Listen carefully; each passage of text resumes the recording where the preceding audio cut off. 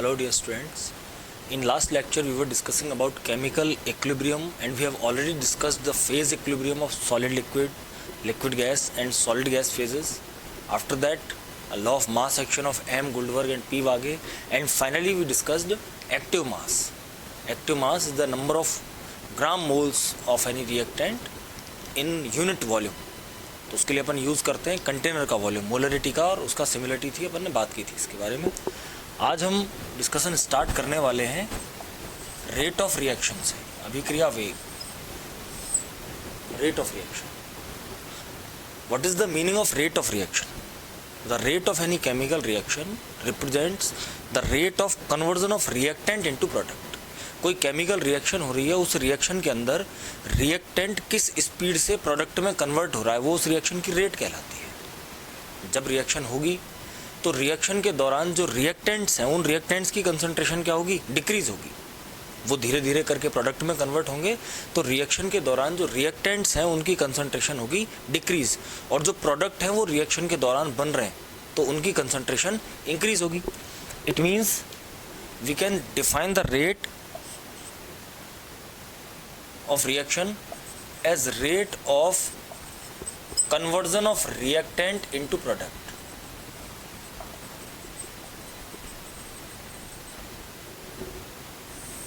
When the chemical reaction proceeds, then concentration of reactants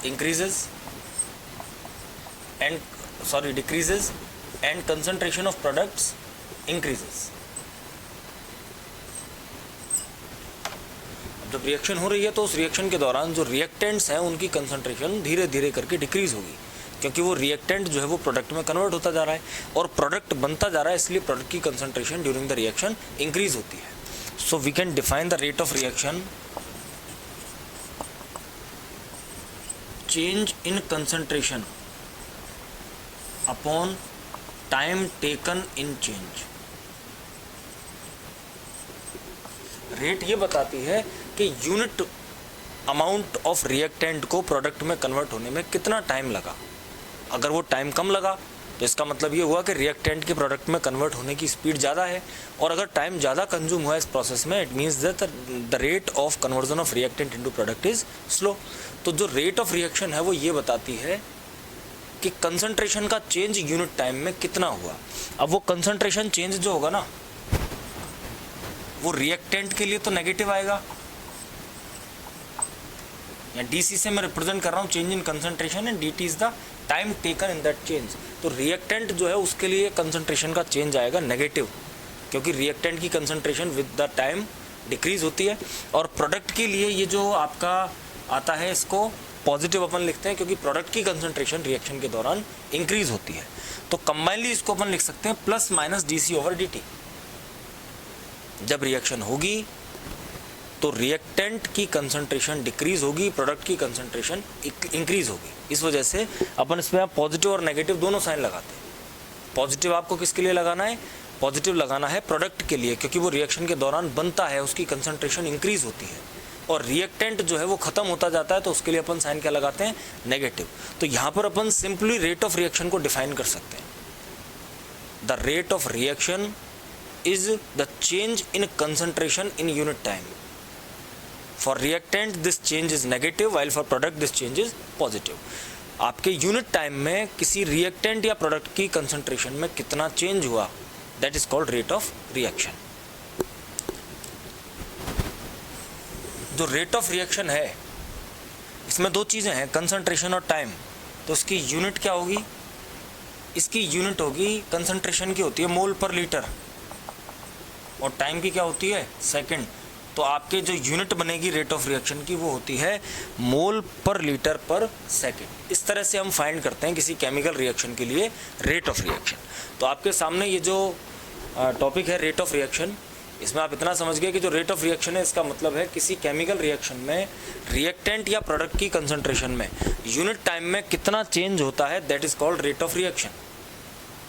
अब reactant की concentration घटती है, प्रोडक्ट की बढ़ती है, ये सारी चीज़ें आप जानते हैं। इसके बाद हम आगे की चीज़ों पे बात करें। लॉ ऑफ मास एक्शन आपने पढ़ ही लिया।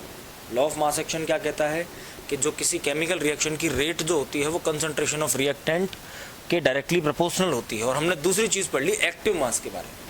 अब हम नेक्स्ट टॉपिक अपना जो स्टार्ट करने वाले हैं दैट इज इक्विलिब्रियम कांस्टेंट के। इक्विलिब्रियम कांस्टेंट के and the factors which affect the rate of any chemical reaction. Equilibrium constant के का मतलब क्या है? देखिए, इक्विलिब्रियम स्टेट को हम इजीली डिफाइन कर सकते हैं। कोई भी रिवर्सिबल रिएक्शन हो रही है, उस रिवर्सिबल रिएक्शन में रिएक्टेंट का प्रोडक्ट में कन्वर्जन ये फॉरवर्ड रिएक्शन है, और प्रोडक्ट का वापस रिएक्टेंट में कन्वर्ट होना that is backward reaction. The time eight which the rates of forward and backward reactions becomes equal that is called equilibrium state. Forward backward reaction दोनों की rate बराबर होती है, मीन्स रिएक्टेंट और प्रोडक्ट के एक दूसरे में कन्वर्ट होने की जो रेट है रिवर्सिबल रिएक्शन के लिए वो इक्वल हो जाती है इक्विलिब्रियम स्टेट में। हमने माना कोई केमिकल रिएक्शन है A plus B gives C plus D। Law of mass action कहता है that rate of reaction is directly proportional to concentration of reactants. जो रिएक्शन में पार्टिसिपेट करने वाले रिएक्टेंट्स हैं उन पर रिएक्शन की रेट डिपेंड करती है। इसका मतलब क्या हुआ? इसका मतलब ये हुआ कि जो फॉरवर्ड रिएक्शन है उसकी रेट डिपेंड करेगी ए और बी की कंसंट्रेशन पर, क्योंकि फॉरवर्ड रिएक्शन रिएक्टेंट का प्रोडक्ट में कन्वर्जन है। तो इस फॉरवर्ड रिएक्शन के लिए रिएक्टेंट कौन है? ए और बी। और जो बैकवर्ड रिएक्शन होगी उस बैकवर्ड रिएक्शन की जो रेट होगी वो डिपेंड करेगी किसकी कंसंट्रेशन पर? सी और डी की कंसंट्रेशन पर, क्योंकि जो बैकवर्ड रिएक्शन है उसके लिए रिएक्टेंट का काम कौन करते हैं? वो जो फॉरवर्ड रिएक्शन के प्रोडक्ट्स थे। दैट्स वाई फॉरवर्ड रिएक्शन की अपन बात करें, rate of forward reaction will be proportional to active mass of A and B. इसको थोड़ा साइड में ले लेते हैं।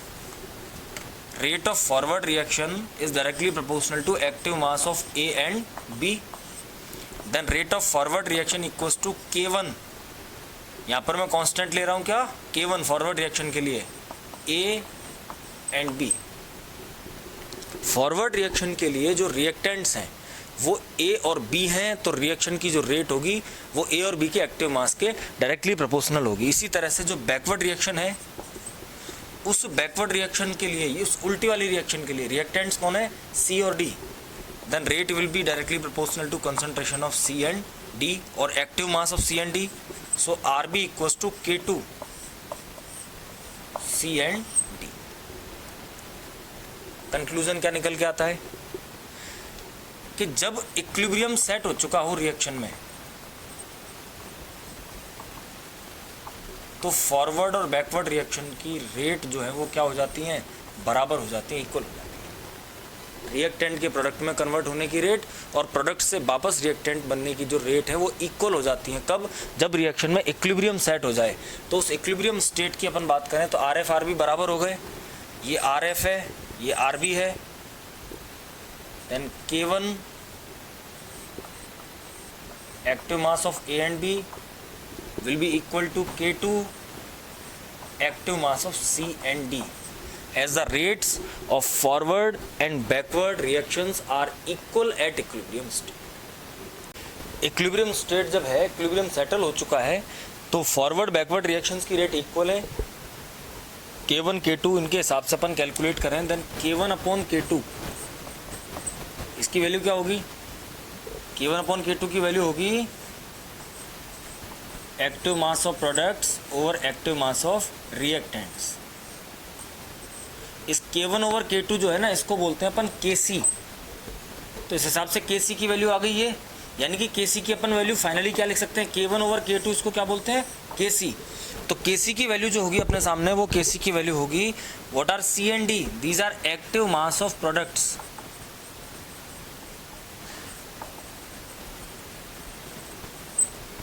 Over what are A and B?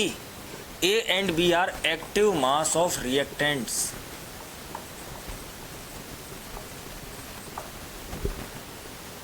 तो आपके जो Kc की वैल्यू निकल करके आती है, यहाँ शायद आपको क्लियर नहीं दिख रहा हो, वो Kc की वैल्यू निकल करके आती है क्या? Active mass of products over active mass of reactants. It is the value of equilibrium constant Kc. तो अगर आपको किसी रिएक्शन के लिए Kc फाइंड करना हो तो आपको क्या चाहिए, आपको एक्टिव मास चाहिए प्रोडक्ट और रिएक्टेंट के। प्रोडक्ट के एक्टिव मास को आप डिवाइड करेंगे by active mass of reactant, then you will obtain equilibrium constant Kc। तो Kc की वैल्यू आप इस तरह से फाइंड कर सकते। अगर कोई केमिकल रिएक्शन, ये आपको यहाँ दिख रहा होगा Kc का, ये शायद आपको क्लियरली विजिबल नहीं है, मैंने ऊपर लिख दिया है इसको, नो प्रॉब्लम। इसके बाद किसी भी केमिकल रिएक्शन के अंदर जो मोल्स होते हैं, तो रिएक्शन है जैसे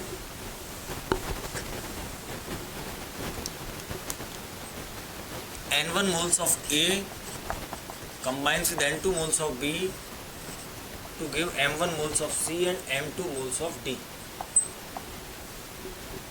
तो जो मोल्स होते हैं रिएक्टेंट या प्रोडक्ट्स के, उनको अपन एक्टिव मास की पावर के फॉर्म में लिखते हैं, C power M1, D M2, A N1 and B N2। तो अगर रिएक्शन में मोल्स दे रखे हैं रिएक्टेंट या प्रोडक्ट के, तो जो रिएक्टेंट या प्रोडक्ट के मोल्स होंगे वो मोल्स उनके एक्टिव मास की पावर की फॉर्म में आपको लिखने हैं। जैसे एक रिएक्शन है अपने सामने, N2 + 3H2 gives 2NH3, gaseous reaction होती है ये। इसके लिए जो Kc की वैल्यू होगी वो होगी NH3 N2 and H2 power 3। इस तरह से आपको इसके लिए किसकी वैल्यू लिखनी है, Kc की वैल्यू लिखनी है। जो गैसियस रिएक्शंस हैं, उन गैसियस रिएक्शंस के लिए Kc के अलावा एक दूसरी टर्म और यूज़ की जाती है जिसका नाम है Kp। अब ये Kp क्या है, ये Kc हमने पढ़ा, Kp की बात करें, सुनिए।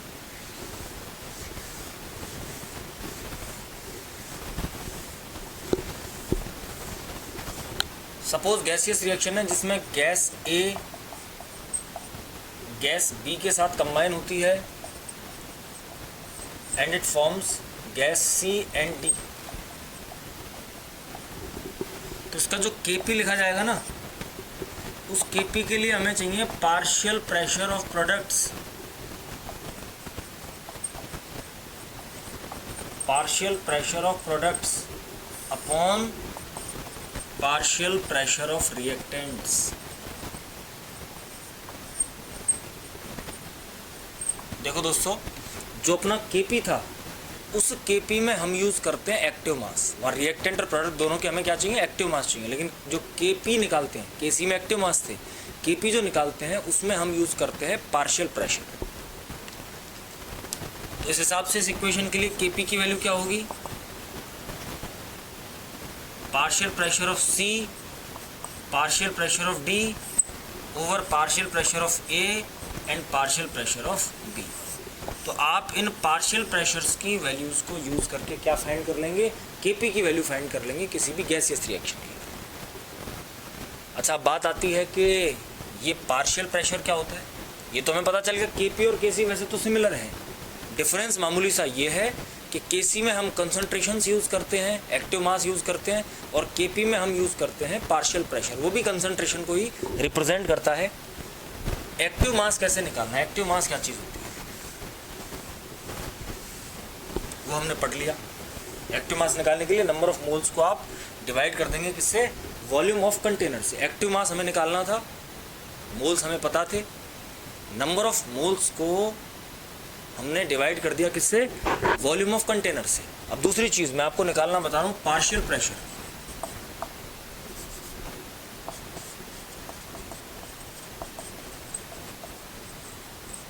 हिंदी में इसको बोलते हैं आंशिक दाब। पार्शियल प्रेशर जो है उसके लिए हिंदी टर्म क्या है, आंशिक दाब इसको कहते हैं। कोई भी 2 या 3 या 4 कोई भी गैसियस मिक्सचर है, उस गैसियस मिक्सचर के टोटल प्रेशर में किसी इंडिविजुअल कंपोनेंट का कंट्रीब्यूशन कितना है, that is called its partial pressure. कोई गैसियस मिक्सचर, रिएक्शन में कोई गैसियस मिक्सचर है वो, या फिर आपके कोई गैसेस किसी कंटेनर के अंदर भरी हुई है मिक्सचर की फॉर्म में, तो उस गैसियस मिक्सचर के अंदर किसी पर्टिकुलर कंपोनेंट का कंट्रीब्यूशन क्या है टोटल प्रेशर के अंदर, that is called its partial pressure. और ये निकाला कैसे जाता है? पार्शियल प्रेशर जैसे हमें ए का निकालना है तो हमें लेने होंगे मोल्स ऑफ ए। उस मिक्सचर में ए के मोल्स कितने upon total moles into total pressure.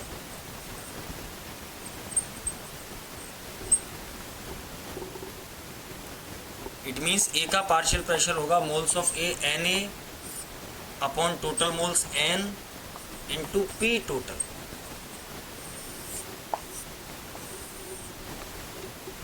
हम जानते हैं अच्छी तरह से किसी कंपोनेंट के मोल्स और टोटल मोल्स का जो रेशो होता है उसको हम क्या कहते हैं? उसको कहते हैं mole fraction.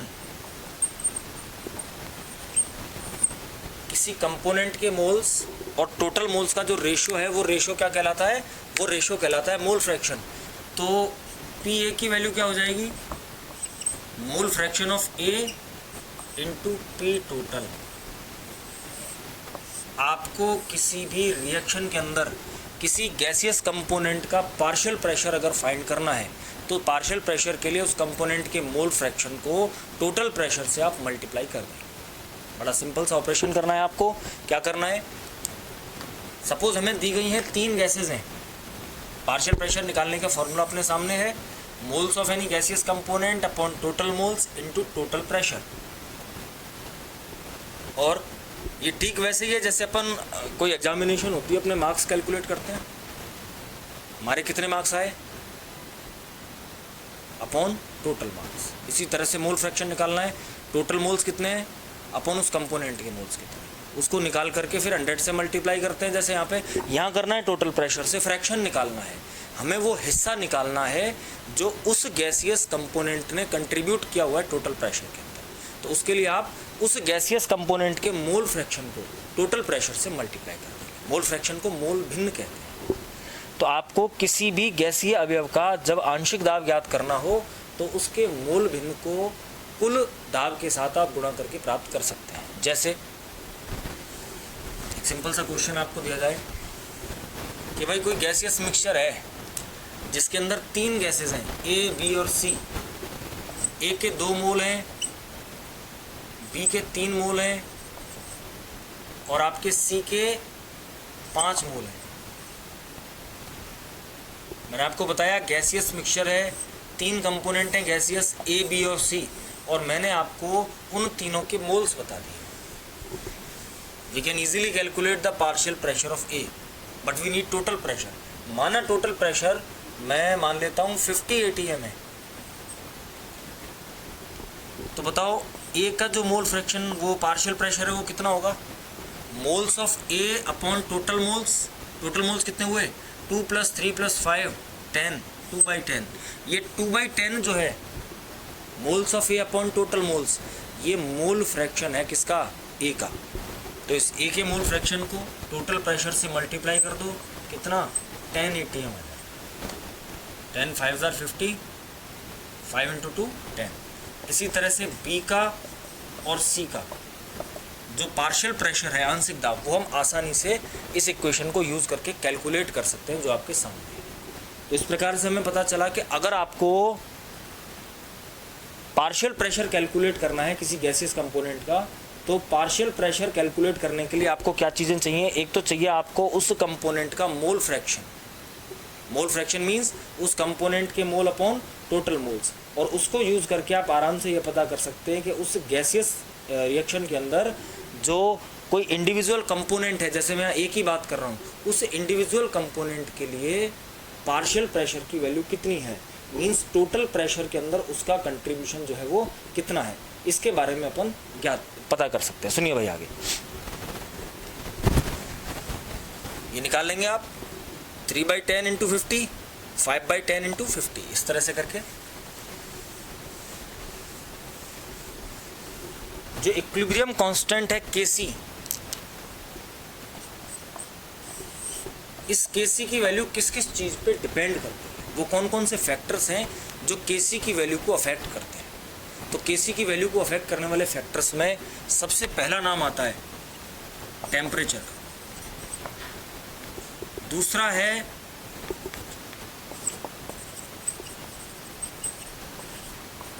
Method of representation,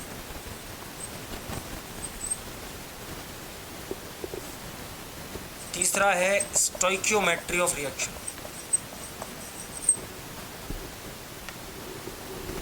ये तीन चीजें कैसे अफेक्ट करती हैं सुनिए। सबसे पहली चीज टेम्परेचर। रिएक्शंस दो तरह की होती हैं थर्मल नेचर के बेसिस पे, एक्सोथर्मिक और एंडोथर्मिक। और देखो ये हम सभी जानते हैं अच्छी तरह से कि एक्सोथर्मिक रिएक्शंस के होने के लिए जो फेवरेबल कंडीशन है दैट इज लो टेम्परेचर, और एंडोथर्मिक रिएक्शंस के होने के लिए फेवरेबल कंडीशन है हाई टेम्परेचर। तो अगर टेम्परेचर आप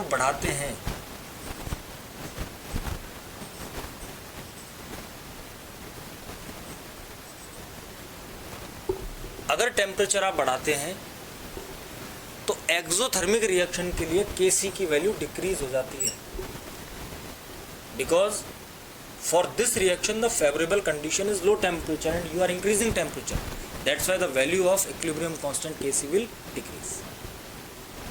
And for endothermic reaction value of Kc increases with increment in temperature. Logic सीधा सा है, Kc की वैल्यू होती है active mass of product over active mass of reactant. अगर एक्सोथर्मिक रिएक्शन है तो उसको होने के लिए जो फेवरेबल कंडीशन है वो है लो टेम्परेचर। अगर आप टेम्परेचर इंक्रीज कर रहे हैं तो टेम्परेचर को इंक्रीज करने पर क्या होगा, टेम्परेचर को इंक्रीज करने पर ये रिएक्शन इजीली प्रोसीड नहीं होगी या प्रोसीडिंग में रुकावट आएगी इसके में, तो प्रोडक्ट कम बनेगा, और प्रोडक्ट कम बनेगा यानी एक्टिव मास ऑफ प्रोडक्ट अगर कम होगा तो Kc की वैल्यू क्या होगी, डिक्रीज होगी। अंडरस्टूड है। और एंडोथर्मिक जो रिएक्शन है उसके होने के लिए फेवरेबल कंडीशन है high temperature and you are increasing temperature, the temperature increment will proceed the reaction in forward direction, और फॉरवर्ड डायरेक्शन की तरफ रिएक्शन शिफ्ट होगी तो प्रोडक्ट ज़्यादा बनेगा, प्रोडक्ट ज़्यादा बनेगा तो Kc की वैल्यू इंक्रीज होगी। ये तो बात हुई एक्सोथर्मिक और एंडोथर्मिक रिएक्शन की। तीसरी स्थिति ये है कि अगर थर्मली न्यूट्रल रिएक्शन है, हम कहें कि भाई वो रिएक्शन ना तो एक्सोथर्मिक है और ना ही एंडोथर्मिक है, for that thermally neutral reaction value of Kc increases with increment in temperature. और उसकी सीधी सी वजह है किसी भी केमिकल रिएक्शन की रेट को टेम्परेचर इंक्रीज करता है। क्यों करता है? क्योंकि टेम्परेचर आप बढ़ाते हो तो रिएक्टेंट मॉलिक्यूल्स की काइनेटिक एनर्जी बढ़ती है, गतिज ऊर्जा बढ़ती है, और काइनेटिक एनर्जी बढ़ती है तो उनके बीच के जो कॉलिजन्स हैं जिनकी वजह से रिएक्शंस हो रही हैं, उन रिएक्टेंट मॉलिक्यूल्स के बीच के कॉलिजन्स इंक्रीज होते हैं, और कॉलिजन्स इंक्रीज होंगे तो अंडरस्टूड है कि प्रोडक्ट का फॉर्मेशन ज़्यादा होगा, रेट ऑफ रिएक्शन बढ़ेगी। तो तीनों तरह की रिएक्शंस के लिए हमने बात कर रही टेम्परेचर की। एक्सोथर्मिक है, टेम्परेचर बढ़ाने पर Kc कम हो जाएगा, एंडोथर्मिक में बढ़ जाएगा, और थर्मली न्यूट्रल रिएक्शन कोई भी हो उसके लिए ध्यान रखें टेम्परेचर बढ़ाने पर जो रेट है वो Kc की वैल्यू दोनों चीज़ें इंक्रीज होती है। इसके अलावा किसी भी रिएक्शन की जो हम काइनेटिक स्टडी करते हैं वो काइनेटिक स्टडी ये बताती है what are the favourable conditions for that reaction, how the reaction can be completed with ease, आसानी से वो रिएक्शन कैसे होगी, वो कंडीशंस क्या हैं वो बताती है काइनेटिक्स। जो रिएक्शंस की हम थर्मोडायनेमिक स्टडी करते हैं, that thermodynamic study explains that the reaction is possible और नॉट। रिएक्शन होगी या नहीं होगी ये थर्मोडायनेमिक्स से पता चलता है, डेल्टा जी की वैल्यूज हैं वो बताती है कब वो स्पॉन्टेनियस है कब नॉन स्पॉन्टेनियस है। And if the reaction is possible then which are the conditions which are good for this reaction, that we study in kinetics. Equilibrium state का मतलब है रिएक्शन रिवर्सिबल है। अब रिवर्सिबल रिएक्शन का मतलब ये हुआ कि हम एक साथ दो रिएक्शंस की बात कर रहे हैं जो अपोजिट डायरेक्शन में चल रही है, और जब वो रिएक्शंस एक दूसरे को बैलेंस कर देती हैं that is called equilibrium state. उस इक्विलिब्रियम कांस्टेंट Kc की वैल्यू की टेम्परेचर डिपेंडेंस की बात हुई अभी यहाँ पे कि एक्सोथर्मिक है या एंडोथर्मिक है या थर्मली न्यूट्रल रिएक्शन है, उसके बेसिस पर Kc इफेक्ट होता है टेम्परेचर से। दूसरा है मेथड ऑफ रिप्रेजेंटेशन।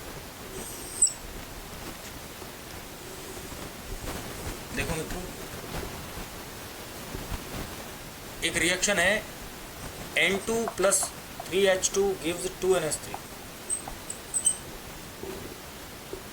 और इसी रिएक्शन को मैं 2NH3 gives N2 + 3H2 ऐसे करके लिख सकता हूँ। जब इन दोनों रिएक्शंस को मैंने इस तरह से लिखा अपोजिटली, उस कंडीशन में इन दोनों रिएक्शंस के लिए जो Kc की वैल्यू आएंगी वो अपोजिट आएंगी। इसके लिए Kc क्या होगा, NH3 N2 and H2, और नीचे वाले के लिए जो हम Kc डैश से रिप्रेजेंट करेंगे वो होगा N2 H2⁻3 and NH3⁻2। आप यहाँ देख सकते हैं that Kc and Kc dash are inverse of each other. Kc और Kc डैश जो है वो एक दूसरे के इनवर्स हैं। तो जो Kc की वैल्यू है वो रिएक्शन की रिप्रेजेंटेशन पर भी डिपेंड करती है, रिप्रेजेंटेशन के अलावा स्टोइकियोमेट्री पर भी डिपेंड करती है। कैसे कि ये रिएक्शन है, सपोज इस रिएक्शन को एक तो मैं ऐसे लिख रहा हूँ N2 + 3H2 gives 2NH3, और दूसरा इसी रिएक्शन को मैं लिख दूँ हाफ N2 या N2 ही लिख दो, N2 + 3/2H2 gives NH3। ये रिएक्शन हो गई बैलेंस। तो half N2 + 3/2H2 gives NH3। तो इस दूसरे वाली रिएक्शन के लिए जो Kc डैश की वैल्यू होगी, जो मैंने रिएक्शन की स्टोइकियोमेट्री चेंज कर दी है, इस तरह से रिप्रेजेंट करना वैसे गलत है रिएक्शंस को। हाफ N2 नाम की कोई चीज़ होती नहीं है। हाफ N2 का मतलब क्या हुआ, एसेंट नाइट्रोजन एटम। तो ये मॉलिक्यूल, आधा मॉलिक्यूल, ये कोई चीज़ होती नहीं है, फिर भी ऐसे रिप्रेजेंट कर देते हैं।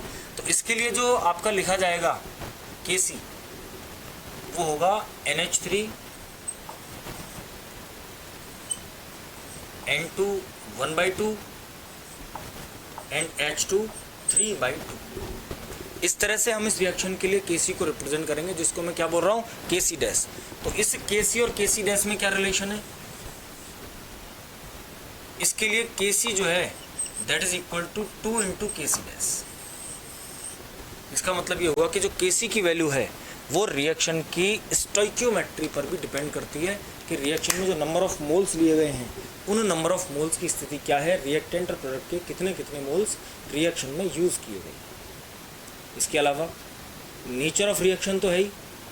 नेचर ऑफ रिएक्शन कैसे कि भाई Kc जो है वो इस चीज़ पर ज़रूर डिपेंड करेगा कि इस रिएक्शन में इक्विलिब्रियम सेट कहाँ पर होता है। कोई रिएक्शन ऐसी है जिसमें इक्विलिब्रियम तब सेट होता है जब रिएक्शन काफ़ी ज़्यादा कंप्लीट हो चुकी होती है, इट इज कंप्लीटेड 80% और 90% और बहुत ज़्यादा रिएक्शन कंप्लीट हो चुकी है। Kc जो लिखा जाता है वो Kc active mass of product upon active mass of reactant करके लिखा जाता है।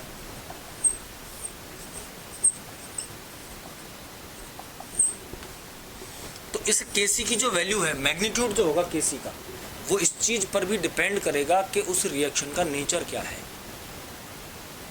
If equilibrium settles in the reaction when the reaction is nearly completed, तो रिएक्शन नियरली कंप्लीट हो चुकी है, इसका मतलब उस रिएक्शन के अंदर प्रोडक्ट का जो अमाउंट होगा वो रिएक्टेंट के अमाउंट से काफ़ी ज़्यादा रहेगा, और काफ़ी ज़्यादा रहेगा तो Kc की वैल्यू ज़्यादा आती है। उनके लिए 10⁻³ से भी ऊपर वैल्यू आती है जिन रिएक्शंस में प्रोडक्ट जो है वो ज़्यादा अमाउंट में प्रेजेंट है। मीन्स इक्विलिब्रियम तब सेट होता है जब रिएक्शंस नियरली कंप्लीशन पर होती है। इसी तरह से कोई रिएक्शन ऐसी है जो स्टार्ट हुई, बस थोड़ी देर हुई है उसको स्टार्ट हुआ, और स्टार्ट होने की थोड़ी देर में ही उस रिएक्शन में इक्विलिब्रियम सेट हो गया। तो जब स्टार्ट होने की थोड़ी देर में इक्विलिब्रियम सेट हो जाएगा तो प्रोडक्ट तो उसमें बहुत कम बना होगा, ज़्यादातर अमाउंट किसका बच रहा होगा, रिएक्टेंट का। तो ऐसी रिएक्शंस जो होती हैं उनके लिए Kc की वैल्यू 10⁻³ से भी क्या होती है, कम होती है। और तीसरी स्थिति जो बीच वाली रिएक्शंस हैं जिनमें इक्विलिब्रियम ना तो बहुत जल्दी सेट होता है और ना ही तब सेट होता है जब रिएक्शन कंप्लीट होने वाली है। It means that the reactions in which both the reactant and product are present in appreciable amounts, उनके लिए Kc की वैल्यू 10⁻³ से लेकर के 10⁻³ के बीच में रहती है। तो Kc की वैल्यू रिएक्शन के नेचर पर भी डिपेंड करती है कि उस रिएक्शन में, उस रिवर्सिबल रिएक्शन में इक्विलिब्रियम किस स्टेट पर जाकर के सेट होता है, इस पर डिपेंड करती है। जो कैटलिस्ट है, उस कैटलिस्ट से मुझे नहीं लगता कि किसी रिएक्शन के Kc पर कोई इफेक्ट पड़ता हो। कैटलिस्ट का काम क्या होता है? कैटलिस्ट का काम होता है रिएक्शन के लिए एक अल्टरनेटिव पाथवे प्रोवाइड करना जिससे रिएक्शन फास्ट होता है। जो कैटलिस्ट है वो इन रिवर्सिबल रिएक्शंस के अंदर फॉरवर्ड और बैकवर्ड दोनों रिएक्शंस की रेट में चेंज करता है, अल्टर करता है दोनों रिएक्शंस की रेट को। तो कैटलिस्ट का हाँ इतना इफेक्ट हो सकता है that in presence of catalyst equilibrium settles easily, but a settled equilibrium is not affected bye catalyst. ये बात हुई उन फैक्टर्स की जो Kc की वैल्यू को अफेक्ट करते हैं। बहुत सिंपल से फैक्टर्स है।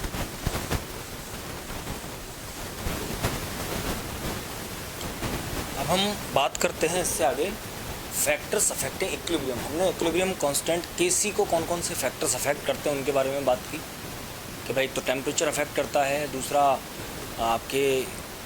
आपने रिएक्शन को रिप्रेजेंट कैसे किया वो उस पर डिपेंड करती है Kc की वैल्यू। स्टोइकियोमेट्री क्या थी रिएक्शन की और नेचर क्या है रिएक्शन का, उसमें इक्विलिब्रियम जो सेट होता है रिएक्शन में वो कब जा करके होता है। अब हम बात करते हैं उन फैक्टर्स की जो इक्विलिब्रियम को अफेक्ट करते हैं।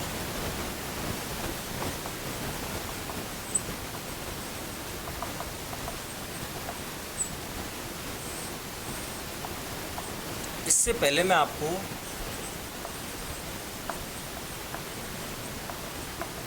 थोड़ी सी जानकारी देना चाहूँगा ली चैटलियर प्रिंसिपल। जो ली चैटलियर प्रिंसिपल है, ये ली चैटलियर का प्रिंसिपल बताता है कि किसी सेटल्ड इक्विलिब्रियम पर किसी भी चीज़ के चेंज का इफेक्ट क्या रहता है। ली चैटलियर क्या कहता है कि भाई कोई रिएक्शन है, रिवर्सिबल रिएक्शन, और उस रिएक्शन में इक्विलिब्रियम सेटल्ड है, सेट हो चुका है। अब उस रिएक्शन के अंदर जिसमें इक्विलिब्रियम ऑलरेडी सेट है, उस रिएक्शन के अंदर आप किसी भी चीज़ का चेंज करते हैं, that change may be of temperature और प्रेशर और कंसंट्रेशन और कैटलिस्ट और मिक्सिंग ऑफ इनर्ट गैस, कुछ भी आप किसी सेटल्ड इक्विलिब्रियम में किसी भी तरह का कोई चेंज करते हो, in that case the equilibrium shifts in that direction where effect of that change can be minimised. अगर सेट इक्विलिब्रियम है, आपने कुछ भी चेंज किया, वो टेम्परेचर का, प्रेशर का, कंसंट्रेशन का, कुछ भी चेंज किया, तो उस कंडीशन में वो इक्विलिब्रियम उस डायरेक्शन में शिफ्ट हो जाएगा जहां उस चेंज के इफेक्ट को मिनिमाइज किया जा सके या न्यूट्रलाइज किया जा सके, बिल्कुल उसको काउंटरएक्टेड किया जा सके। इक्विलिब्रियम सेट है, दोनों तरफ से रिएक्शन बराबर स्पीड से चल रही थी, आपने उसमें कुछ छेड़खानी की, टेम्परेचर, कैटलिस्ट, प्रेशर, कोई रिएक्टेंट मिलाया, कोई प्रोडक्ट मिलाया, कुछ भी किया, तो वो इक्विलिब्रियम उस डायरेक्शन में खुद को शिफ्ट कर लेता है जहां उस चेंज के इफेक्ट को वो न्यूट्रलाइज कर सके। देखिए, अब इस चीज़ को ध्यान में रखते हुए जो मैंने अभी आपको बताई है ली चैटलियर प्रिंसिपल में कि सेट इक्विलिब्रियम में कुछ भी छेड़खानी करोगे, इक्विलिब्रियम उधर शिफ्ट हो जाएगा जहां उस छेड़खानी, उस चेंज का इफेक्ट खत्म हो सके। इस चीज को दिमाग में रखते हुए सुने। पहला फैक्टर टेम्परेचर।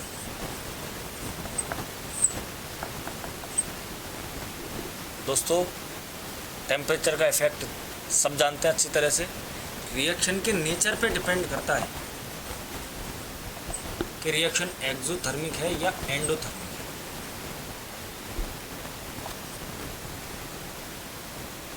और सीधी सी बात है कि ए से बी का जो चेंज है, यानी फॉरवर्ड रिएक्शन की मैं बात कर रहा हूँ, ए से बी का जो चेंज है, अगर ये एक्सोथर्मिक है, मतलब ए से बी में कन्वर्ट होने के दौरान जो है हीट वो रिलीज होती है, एक्सोथर्मिक प्रोसेस। और इसमें अगर आप टेम्परेचर बढ़ाएंगे तो इस प्रोसेस में खुद में हीट निकलती है, और आप ऑलरेडी टेम्परेचर बढ़ाकर रख रहे हैं, तो रिएक्शन फॉरवर्ड डायरेक्शन में ना जा करके कहाँ आ जाएगी, बैकवर्ड डायरेक्शन। मतलब फॉरवर्ड रिएक्शन की रेट घटेगी और बैकवर्ड रिएक्शन की रेट बढ़ जाएगी।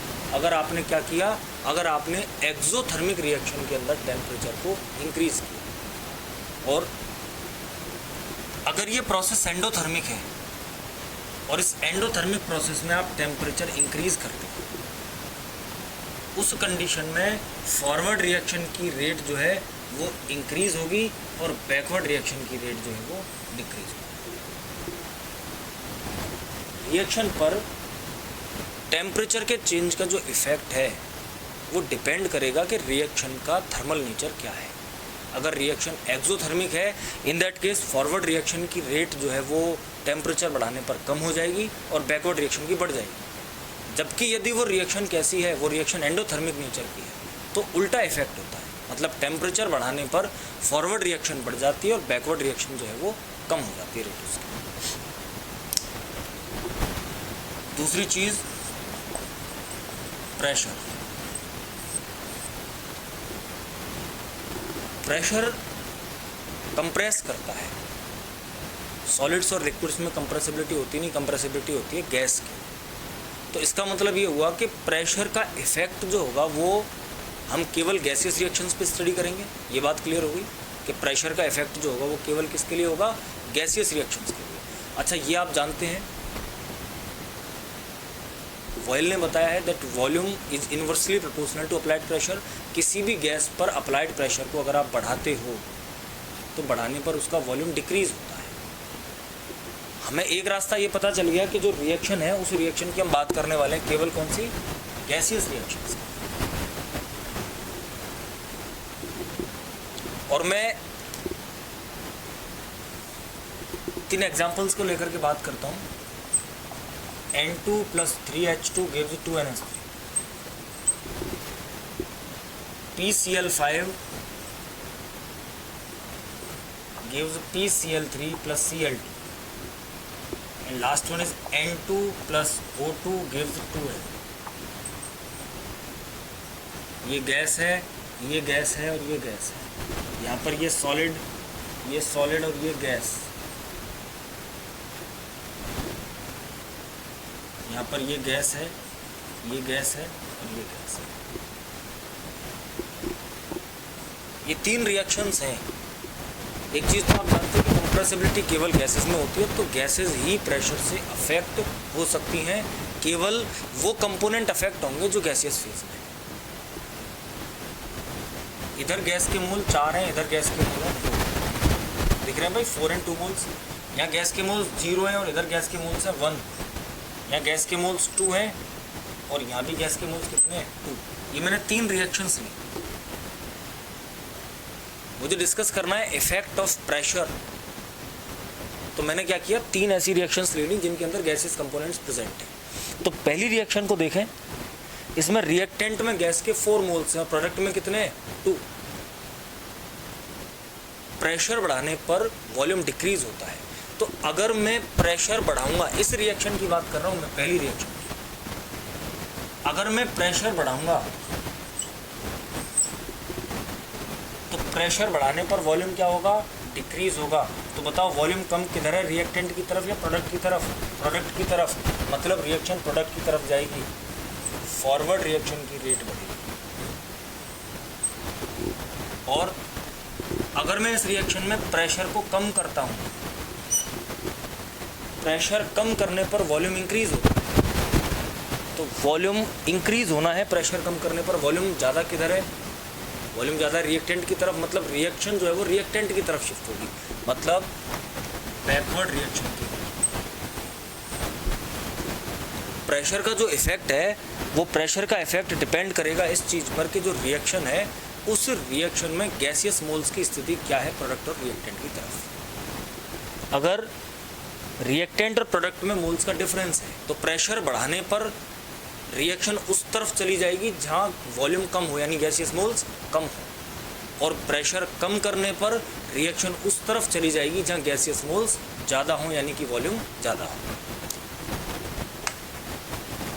इस रिएक्शन को फ्री करते हैं। दूसरी सुने, इस रिएक्शन में रिएक्टेंट की तरफ मोल कितने हैं, 0, और प्रोडक्ट की तरफ कितने हैं, 1। अगर मैं प्रेशर बढ़ाऊंगा तो वॉल्यूम कम होना चाहिए, यानी गैस कंप्रेस होगी, गैस इसके साथ रिएक्शन करके बैकवर्ड डायरेक्शन में चल देगी। कौन सी रिएक्शन की रेट बढ़ेगी? Backward reaction. जबकि अगर मैं प्रेशर कम करता हूँ तो प्रेशर कम करने पर रिएक्शन की डायरेक्शन क्या हो सकती है? फॉरवर्ड हो सकती है। ये समझने के लिए एग्जांपल है आपको कि भाई प्रेशर अगर बढ़ता है तो वो प्रेशर वॉल्यूम को कम करेगा, और कंप्रेसिबिलिटी केवल गैस के अंदर होती है। तो प्रेशर बढ़ाने पर डायरेक्शन वो रहेगी जहाँ वॉल्यूम कम है, गैसियस मोल्स कम है, और प्रेशर कम करने पर डायरेक्शन वो रहेगी जहाँ गैसियस मोल्स ज़्यादा है। अब मैं बात करूँ तीसरी वाली रिएक्शन की, तो इस तीसरी रिएक्शन के अंदर आप देख सकते हैं कि रिएक्टेंट में भी मोल कितने हैं? 2, और प्रोडक्ट में भी मोल कितने हैं? 2। दोनों तरफ मोल्स बराबर हैं, 2 इधर हैं और 2 इधर हैं। तो भाई ये बताइए, प्रेशर के चेंज का मुझे नहीं लगता कि इस रिएक्शन पर कोई इफेक्ट होगा, बिल्कुल कोई इफेक्ट। अगर किसी रिएक्शन के अंदर रिएक्टेंट और प्रोडक्ट के गैसियस मोल्स इक्वल हैं, those reactions are not affected by pressure. Pressure का कोई इफेक्ट उन पर पड़ना ही नहीं है। क्यों नहीं पड़ना? सीधी सी बात है कि भाई प्रेशर किधर जाएगा? वॉल्यूम दोनों तरफ बराबर है। जब वॉल्यूम दोनों तरफ बराबर है तो प्रेशर से वॉल्यूम कम ज़्यादा होने की स्थिति बनेगी ही नहीं। इस वजह से इस तरह की रिएक्शंस जिनमें रिएक्टेंट और प्रोडक्ट के अंदर गैसियस मोल्स इक्वल हों, those reactions are not affected by pressure change.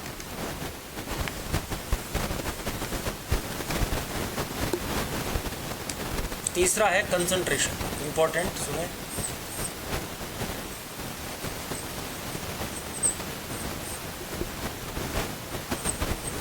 ये रिएक्शन है reactant gives product.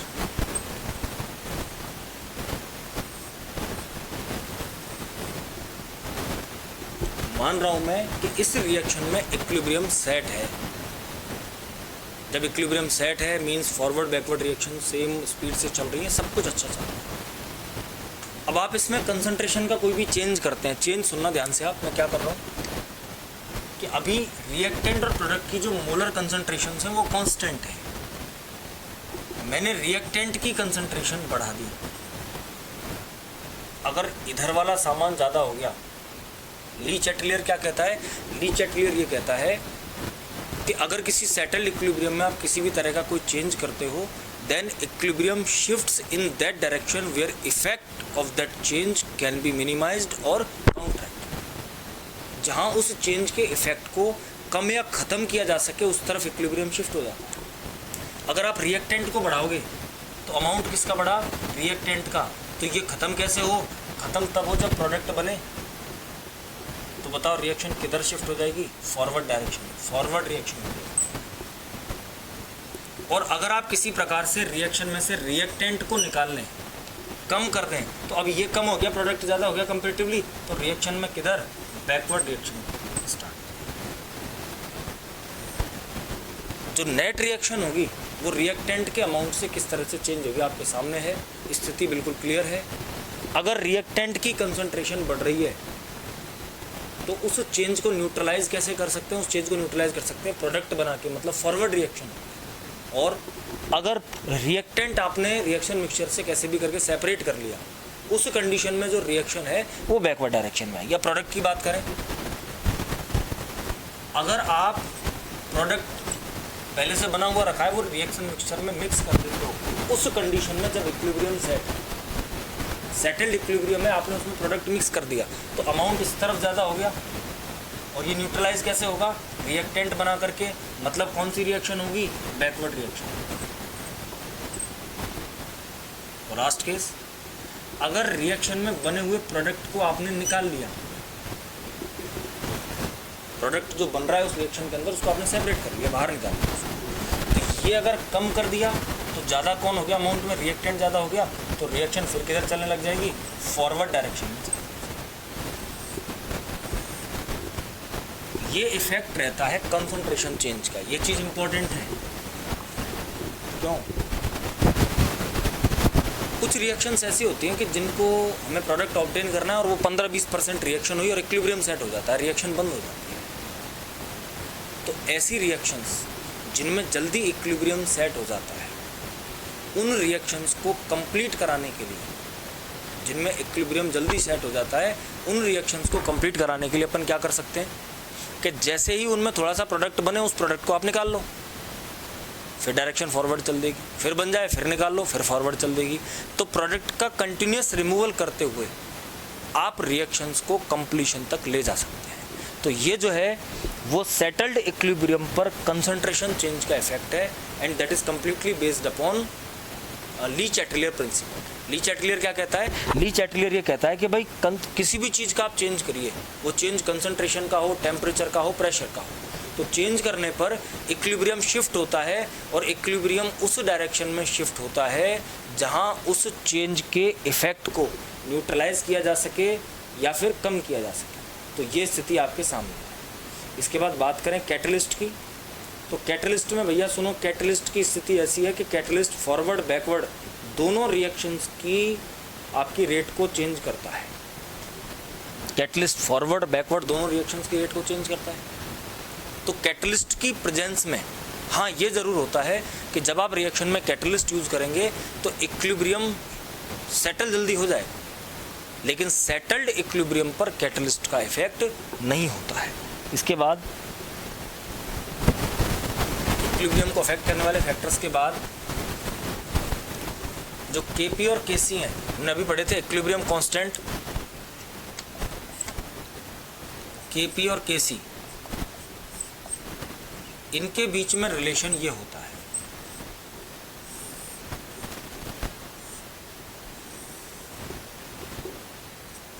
KP equals to KC into R T power delta N, और यहाँ डेल्टा एन क्या चीज है?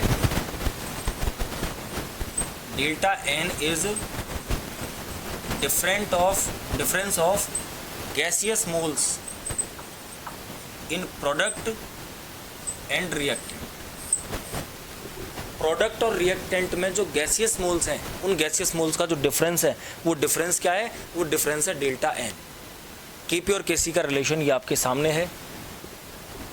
अब इसमें स्थितियां कई बनती हैं। पहली स्थिति ये वाली रिएक्शन है, N2 plus O2 gives 2N। Reactant में गैस के 2 मोल हैं, प्रोडक्ट में भी गैस के मोल कितने हैं? 2। जब प्रोडक्ट और रिएक्टेंट दोनों में गैस के 2 मोल्स प्रेजेंट है तो डेल्टा एन की वैल्यू क्या हो गई? 0। प्रोडक्ट एंड रिएक्टेंट के मोल्स का डिफरेंस क्या हुआ? 0। जब डेल्टा एन 0 है, आर टी की पावर 0 है, तो आर टी हट गया। उस कंडीशन में के पी की वैल्यू क्या होगी?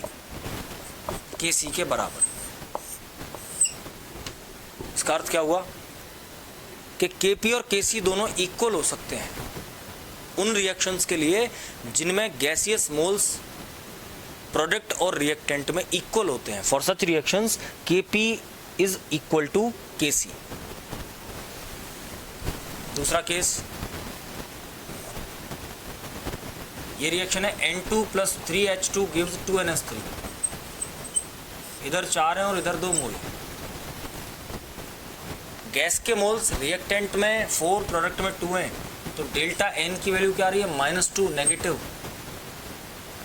और डेल्टा एन की वैल्यू नेगेटिव आ रही है तो एक चीज़ आप समझने की कोशिश करें, मैथमेटिकल नहीं, कॉमन सेंस की चीज़ है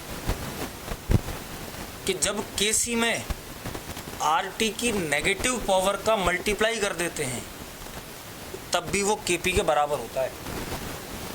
जब केसी में आरटी की नेगेटिव पावर का भी मल्टीप्लाई कर देते हैं तब भी वो केपी के बराबर होता है। इसका मतलब अगर इसका मल्टीप्लाई नहीं करते तो बड़ा कौन होता? केसी बड़ा।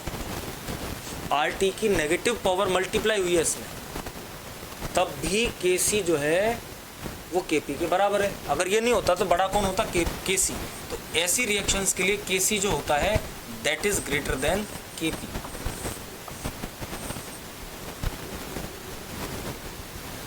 जिन रिएक्शंस में रिएक्टेंट और प्रोडक्ट के गैसियस मोल्स इक्वल हों उन रिएक्शंस में केपी केसी बराबर होते हैं।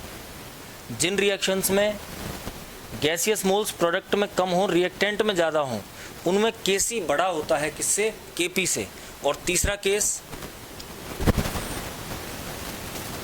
केस ये है आपके सामने कि ऐसी कोई रिएक्शन हो जैसे अभी एग्जांपल अपन ने पढ़ा था PCl5 gives PCl3 plus Cl2। Product में गैस के मोल 1 है, 1 mole of gas is present in product, while the reactant molecule contains 0 moles of gas। तो यहाँ डेल्टा एन की वैल्यू क्या आ जाएगी, 1 - 0 यानी कि 1, और डेल्टा एन की वैल्यू 1 आ रही है। तो जब, अब सुनिए ध्यान से, डेल्टा एन पॉजिटिव है, जब Kc में Rt का पॉजिटिव का मल्टीप्लाई करते हैं तब जा करके वो Kp के बराबर होता है। जब Kc में Rt का मल्टीप्लाई करते हैं तब वो Kp के बराबर होता है। मतलब अगर इसको छोड़ दें तो इस स्थिति में Kp और Kc में से बड़ा कौन होगा। मैं क्या कहना चाह रहा हूँ समझें, कि जब Kc में इस तरह की रिएक्शंस के लिए, जब Kc में Rt की पॉजिटिव पावर यानी Rt का मल्टीप्लाई करते हैं तब जा करके वो Kp के बराबर हो पाता है। तो Kp और Kc में से बड़ा कौन है, Kp। ऐसी रिएक्शंस के लिए Kp बड़ा होता है किससे, Kc से। इसका अर्थ ये हुआ दोस्तों कि अगर किसी रिएक्शन में आपको ये फाइंड करना है कि Kp और Kc में से किसकी वैल्यू ज़्यादा है, तो उसको फाइंड करने के लिए बिल्कुल सीधा सा तरीका है। आप ये देखिए कि उस रिएक्शन में रिएक्टेंट और प्रोडक्ट के गैसियस मोल्स की स्थिति क्या है। अगर प्रोडक्ट और रिएक्टेंट दोनों में गैसियस मोल्स इक्वल हैं तो Kp Kc बराबर रहेंगे, और अगर डिफरेंस है तो Kp और Kc में से कोई एक बड़ा रहेगा। अगर रिएक्टेंट में गैस के मोल ज़्यादा हैं तो Kc बड़ा रहेगा, और प्रोडक्ट में गैस के मोल ज़्यादा हैं तो Kp बड़ा होता है। ये स्थिति है Kp और Kc के रिलेशन।